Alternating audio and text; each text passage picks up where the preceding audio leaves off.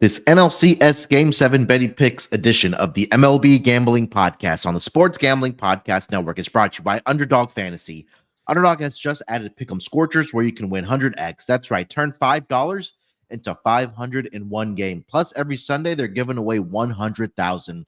Use promo code SGPN at Underdog Fantasy for a 100% deposit bonus of up to $500.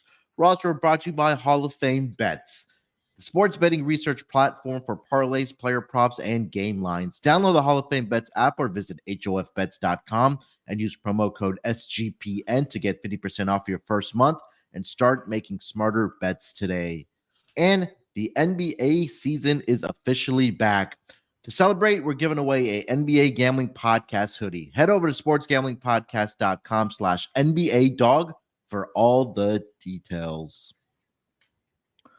Welcome, everyone, to the MLB Gambling Podcast, part of the Sports Gambling Podcast Network. It is Tuesday, October the 24th, currently 10:18 on the East Coast. Here to recap what we saw in the American League Championship Series in Game 7 and also get into the National League Championship Series Game 7 between the Diamondbacks and the Philadelphia Phillies. And joining me here to help me break it all down, know him as the voice of the Tennis Gambling Podcast, the NFL Gambling Podcast, MLB, of course, here, the NBA and WNBA. It's Scott Studio Reichel. Scott, how's it going, my man? They're doing pretty well. Happy we have a second Game 7, which was a bit unexpected. I feel like most people, including myself, thought the Phillies would end up wrapping it up yesterday. But overall, the action yesterday was pretty underwhelming if you like drama, because the games were over pretty quickly. But how are you feeling? I got to ask you first, because you're the one whose team died yesterday.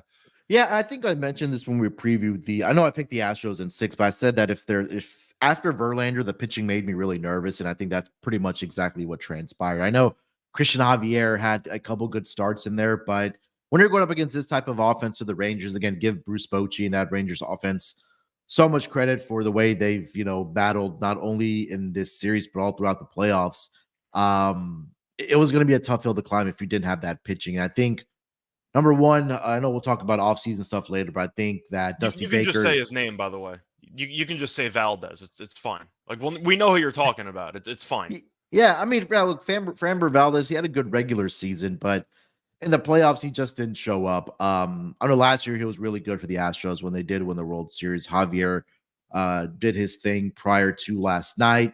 But other than that, I mean, they dealt with a lot of injuries, did the pitching rotation of the Astros, but not taking anything away from the Rangers. That offense was incredible, led by Corey Seager, Dallas Garcia, who just I was talking to Cameron Kerr about this, just giving me Albert Pujols vibes when he would absolutely just rake against the Astros, especially in the playoffs. But they fell short. I mean, you can't take anything away from the Rangers, but for an Astros team who's made it to 7 consecutive American League Championship Series, I mean, that kind of speaks volumes to me. But there's no doubt this team will retool. They'll be back next season. I don't expect Dusty Baker to be back next season.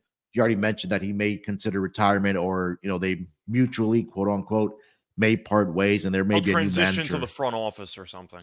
Yeah. And then, we'll see a new manager in the dugout for the Houston Astros. But again, congrats to the Texas Rangers. They were the better team, and they're going on to the World Series. Yeah, I'm trying to think at the top of my head who Houston could consider for the managerial job, but it might just be a bench coach or somebody in-house. It wouldn't shock me. I'm not sure if they're going to go out and try to get a new manager from, like, just a random spot. It does seem like they might keep this one in-house because they've still built up quite a culture there, and I think they're going to try to keep that in place. I do have to at least point out that there was a pretty funny historical trend going around, which was Bochy never losing a Game 7 and Dusty Baker never winning a Game 7. I know we won a title and all. I tweeted about it. I just think that Doc Rivers is the perfect comp for Dusty Baker.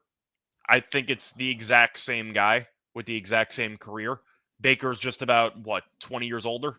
15 years older? Yeah, probably. But something. You're looking at all the playoff disappointments in his career. You're looking at all of the disappointing losses and the no-shows in Game 7, which we've seen before. Nothing was worse, by the way, than the Giants in that World Series against the Angels, where they were up 3-2 with a massive lead, and they choked that series away. Is that a fair comp for Dusty Baker? Because he's going to make the Hall of Fame. So is Doc Rivers. But you look at his career, and let's just say Houston kind of bailed them out because they gave him a ring. when Yeah. his career would have been just completely summarized in failure if he was not able to get a second or third life in Houston a couple years ago. I think, from a game 7 perspective, yes, I think the comp is fair. But I think for Baker, and again, like you mentioned, that maybe the offense of the Astros like bailed him out last year. But I think he actually like got over the hump of that conference finals comparison to the NBA, where Doc Rivers hasn't been able to get his team to the NBA finals. I think it was the last time he got him to the finals was when he was with Boston, I believe so, yeah. to the Clippers finals. never got there. Yeah, so I think for Dusty, I think that maybe the old historical ways of managing games or not putting in the proper lineups really caught up to the Astros, not only during the regular season, but also in the playoffs, right?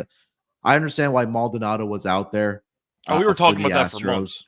Yeah, but I think that going forward next season, if there is a new manager, that you're probably going to see Honor Diaz behind the plate, because again, that's a significant upgrade at the batting position or in the batting lineup for the Astros. But yeah, I mean, yeah, you can make it a fair comp. Again, give Bruce Bochy a lot of credit as well, man. I feel I'm like gonna we're give talking a lot about the Bochy credit, of Astros. course. Yeah, I guess what I was asking, since I had to just make the comp, since it is pretty weird that one manager's never lost a game 7, yeah, the other has never won a game 7, and yeah, then you ended up seeing history repeat itself because the guy that never lost won by multiple runs, and the game was yeah. over in basically the 4th inning. But I just want to ask, in other words, Mhm. are you going to miss Dusty Baker? No, Okay. not at all. No, I I assumed think as this much, team but is. he did win you a ring. That's why I was asking. Yeah, I think this team is way too talented to. I mean, look, they make it the 7 consecutive championship series. Obviously, you wish that you would win more rings and it get to the World Series and all that good stuff. But at a certain point, I think, I can sit here and make all the excuses for the Astros, but I mean, the pitching's rotation. They lost Luis Garcia early. They didn't have Lance McCullers again. He's been dealing with the injuries for about Yeah, 3 he's years never now. healthy. So Yeah. And then, so I think there will be some reinforcements coming for the pitching rotation in the offseason. I know they still have Justin Verlander, I believe, for another year or two under contract. I think the Mets are paying for a majority of the contract as well. So I think they're going to be okay. I mean, offense is going to be great. And again, I think it's just we got to work on the pitching rotation and then go from there. But Rangers get the job done. They get the series win. I don't remember the last. I think the Astros were the last team in a series in 2019 where the road team won all of the series games. The World Series against the Nationals. Yeah, exactly. I was there for Game 7. Didn't pan out the way we wanted to, but Oh, you were there for the Kendrick? Oh, that sucks. yeah, that was a little heartbreaking. It looked like it was going foul, and then it just kind of stayed inside the pole. And you had the pitching argument, by the way, if gone. Cole should have come into the game and stuff like Exactly. that. Yeah. All right. So yeah, that's where we are. But do you think, by the way, transitioning over into the NLCS, do you think the Rangers should be favored no matter what? They have home field, I believe. Yeah, no matter what. I think they have home field. Yeah, they'll be favored then. Yeah, that's what I figured. Yeah, having home field. Yeah. All right. Before we get over to the National League World Series, National League World Series, National League Championship Game 7 picks. Let me tell everyone about Underdog Fantasy. Underdog Fantasy has a way to play alongside your favorite football team all season long. Underdog has just introduced Scorchers. Go 5 for 5 and pick 'em Scorchers and enjoy a spicy 100x payout. And for a limited time, Underdog is extending the first deposit bonus of up to $500. $100,000 Sundays continue on Underdog Fantasy. 10 lucky players will win $10,000 each. So watch along, make your picks, and maybe make a little cash over on Underdog's mobile app or website, underdogfantasy.com. And when you sign up with promo code SGPN, Underdog will double your first deposit up to $500. Again, that's Underdog Fantasy using promo code SGPN. Also, the NBA is back tonight, and to celebrate, we're giving away an NBA Gambling Podcast hoodie. Head over to sportsgamblingpodcast.com/NBA dog to submit a screenshot of you playing Underdog using our promo code SGPN, and one random winner will get a NBA Gambling Podcast hoodie. Just go to sportsgamblingpodcast.com/NBA dog.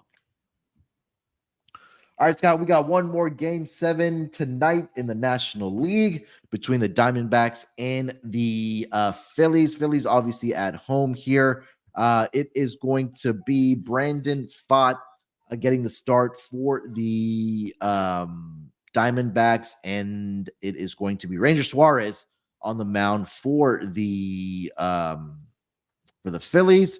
Looking at the lines for this game, I'm currently seeing that the Phillies are a minus 166 home favorite. It's plus 140 on the money line for the Arizona Diamondbacks. Total is set at 8.5. Run line minus 1.5 plus 120 for the Phillies and plus 1.5 minus 142 for the Diamondbacks here. Scott, do you think that the Diamondbacks pull off the improbable and punch their ticket to the World Series? Because that's going to make one of our hosts very, very happy if they are able to do that. Yeah, I think the way that I look at it, I think Arizona is alive to win this game.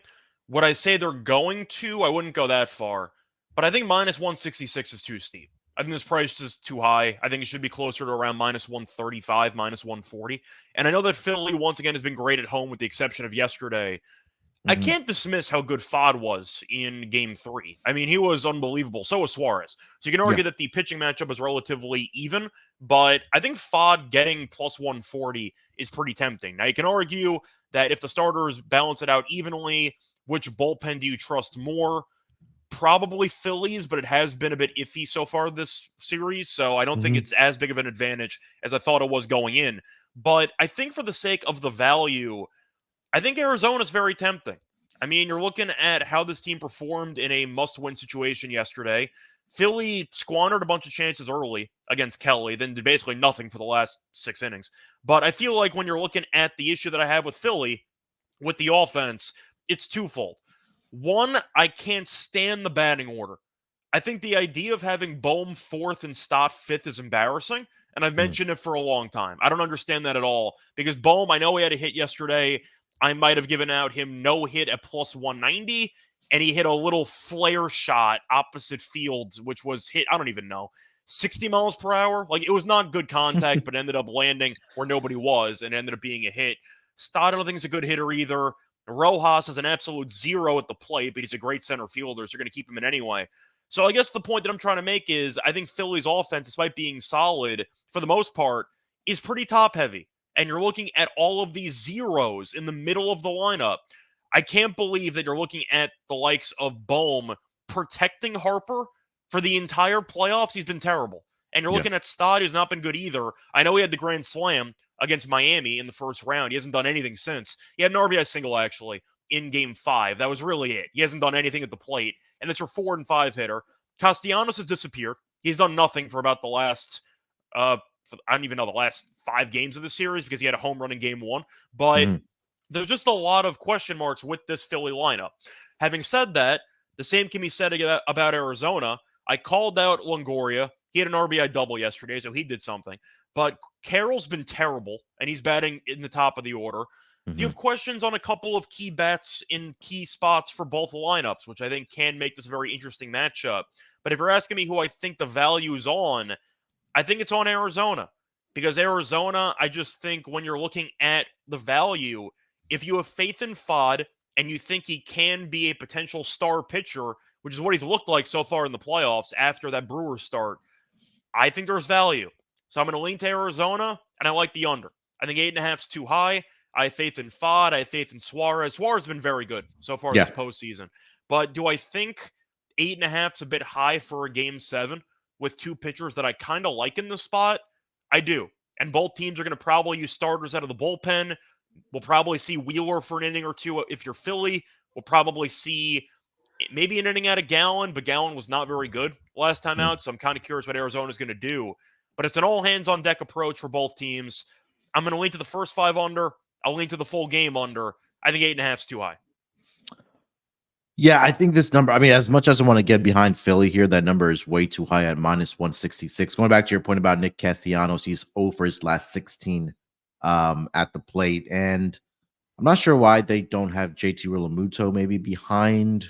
I know he hasn't been very good either, but behind Harper. But yeah, like you mentioned, it's really been top heavy for this. It's not a coincidence that Harper keeps walking because they're looking at the rest of the lineup going, oh, I got to pitch to Bohm and Stott. Yeah, sure, I'll walk Harper with a guy on second base. It doesn't make any sense. But I also forgot to mention a second ago the issue that I had with Philly's lineup.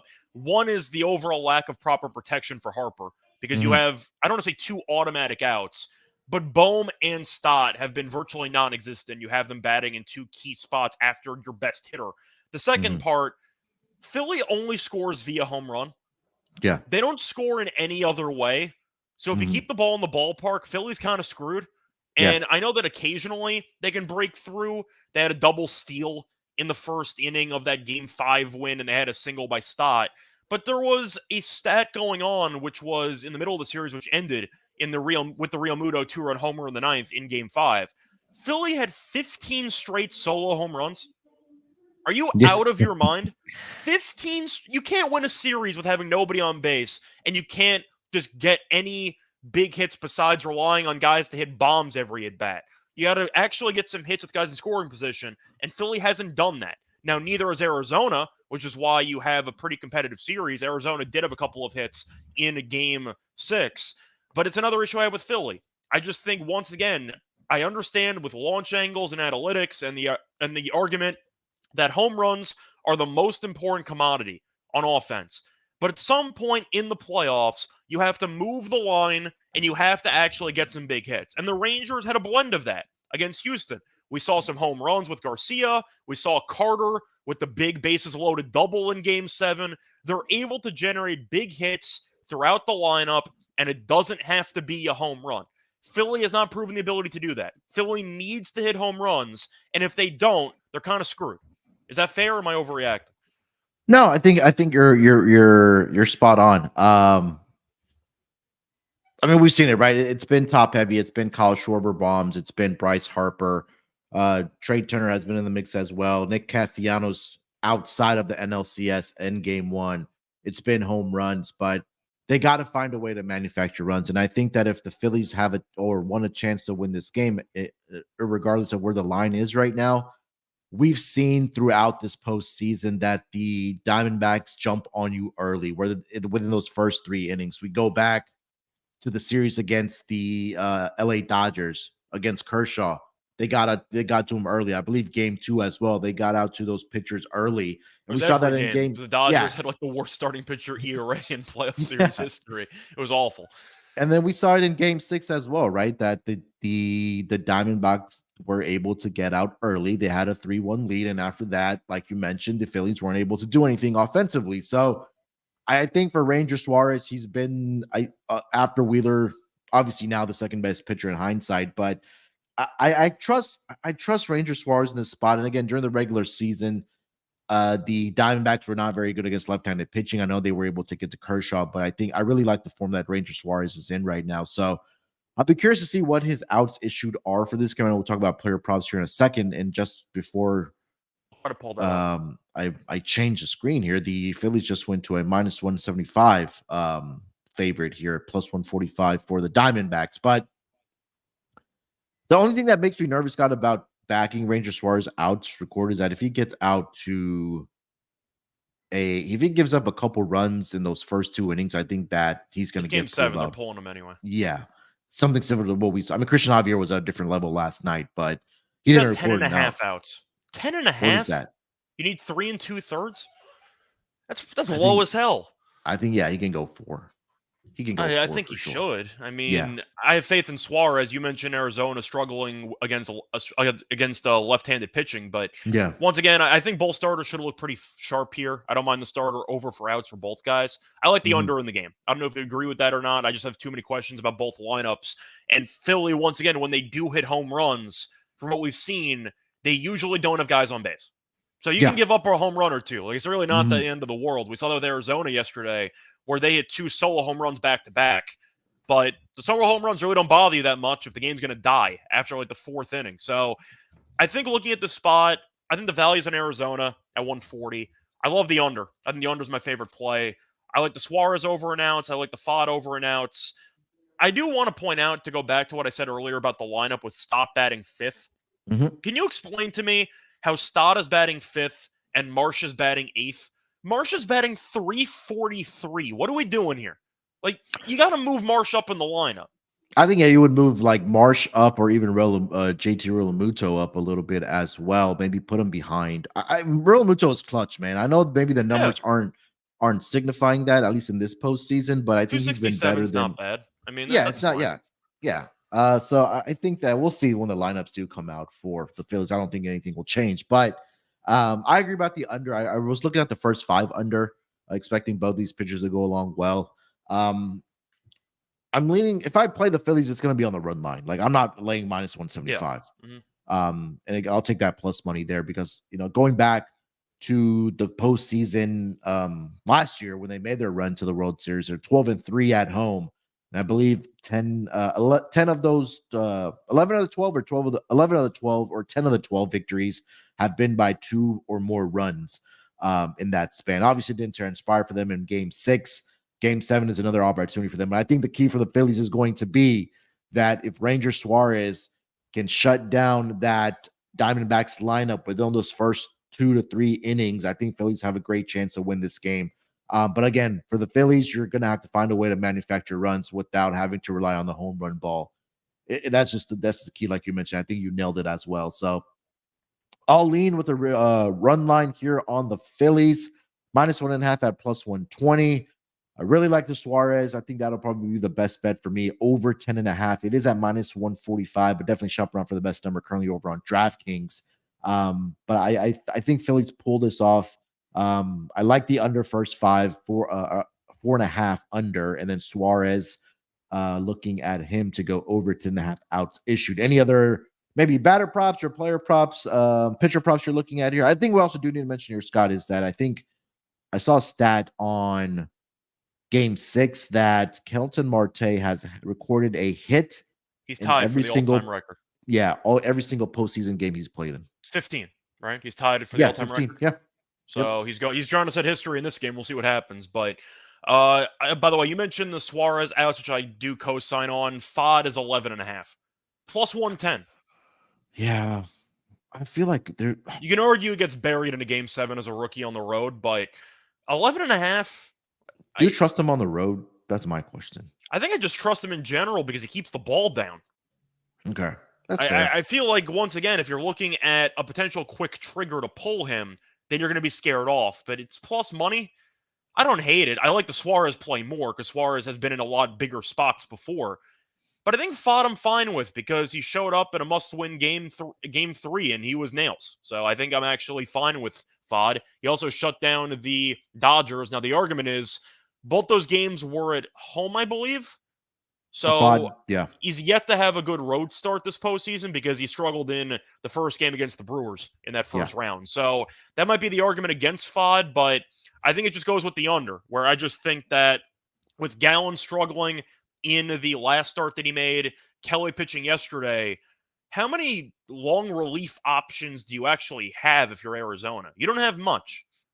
No, and I think that maybe if Zach Gallen comes in at that point, gives do you even fully innings. trust Gallen on like a 2 days rest situation after he got shelled at home in his last start? Not really. Especially on the road this season, he wasn't very good. So yeah, I think you're gonna have to get something out of Brandon Pfaadt. If he gives up a couple runs within those first innings, I think it's gonna be a tough hill to climb for the Diamondbacks in this game.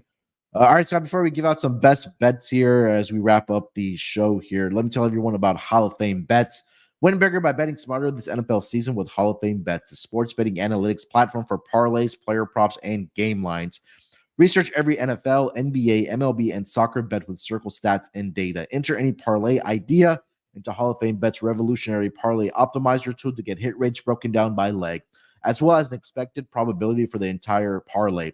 Sort all players by hit rate for any bet to learn which players are hot and which picks have value. Stop betting in the dark and join over 30,000 users researching with Hall of Fame Bets to craft more intelligent, data-driven parlays. Download the Hall of Fame Bets app or visit hofbets.com and use promo code SGPN to get 50% off your first month today. Start researching, start winning with Hall of Fame Bets. All right, so we kind of went through the kind of side total player props that we do like here. Case in mentioning if the D-backs win, you got to take Marte plus 250 for MVP. Yeah, I think that's fair. Though, in a Game 7, if anybody gets a big hit, a multiple run home run to basically win the game, do they win it by default, or they just give it to Marte because he's been good all series long? I think you got to give it to Marte. I agree, but I'm asking because it is a winner go home game. That's if why it's like if somebody hits, if there's a 2 home run game, I think tie game. If somebody hits eighth 2 home run, somebody hits a bomb. Yeah. Like, do you think they just win it by default? I would vote for Marte because he had the I would walk-off hit still, in game 3 and whatever, but I'm asking. yeah. Yeah, I would still give it to Marte though. Because it's a And for series award, is right? It's not like just for That's what one it should game. be, but you can Yeah. always argue that, it's a prisoner of the moment situation where the voters might give it to him anyway. Yeah. For the Phillies, by the way, I would blindly vote for Wheeler. I really don't care. I think Wheeler deserves it entirely. You can make an argument for Schwarber. The batting average isn't good, but of course that's his MO. He hits home runs. Harper's been fine. Turner's been struggling a bit the last couple games. Wheeler's probably going to pitch at some point tonight. So if he pitches well, maybe he gets the save. Who knows what happens there? Do you think Kimbrel pitches? God, I mean, if you're a Phillies fan, you hope not. That's what I'm saying. I'm just curious if he's going to pitch or not, because if not, Wheeler might save the game. I'm just wondering. But if you're asking who I think should win it for Philly, I would vote for Wheeler. 16-1. I think we got to get down on that right now. I think we should. I mean, the argument, of course, is, well, what happens if he does not play a role in Game 7? What's Wheeler's numbers in this series? He's 2-0 with like a 1-something ERA, a 2-something. He's been incredible. Yeah, let's see here. Zach Wheeler Who's has favored for the Phillies to win MVP? Schwarber -125. Schwarber. I mean, I understand the home runs are there, but I mean, I know batting average is such an outdated stat, but he's batting .250. Really? I know he's got a lot of home runs, but I think Wheeler's worth a shot at 10-1. He's been incredible. I see 16-1 on DraftKings. Do you agree with me there? Like, assume. Yeah, I agree. I'm not saying it's a Bumgarner performance in Game 7, but if Wheeler comes out like Montgomery yesterday and he ends up having 3-4 shutout innings, is he really not going to win the award?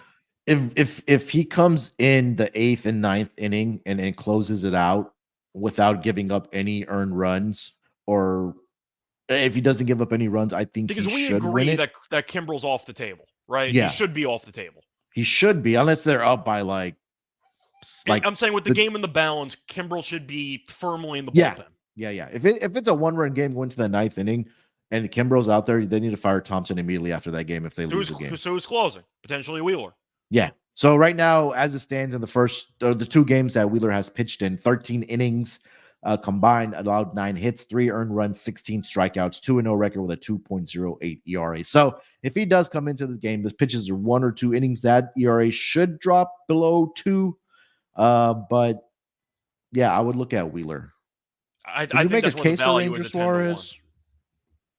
I mean, if Suarez goes like 7 innings tonight, like, do you make a case for him? Oh, if he goes absolute gem mode, then sure. But he was unbelievable in the last start against Arizona, and they pulled him basically in 5 and change. So I don't think there's any world where he goes 7.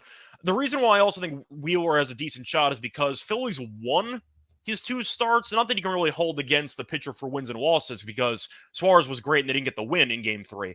Yeah. But the fact is, they've won every game that Wheeler appealed in. I get the argument once again. Schwarber's got the home runs, and he's had walks. I get all that. -125, I think that's a little bit steep for me. I think it's more up in the air than the odds makers are suggesting. Yeah. Wheeler at 10-1, I think is a great price. I think that's a phenomenal price to win NLCS MVP. Yeah. I'm trying to pull up his numbers for Schwarber. Do you think there's value on Schwarber? So he's 7 of 19. He's hit 5 home runs.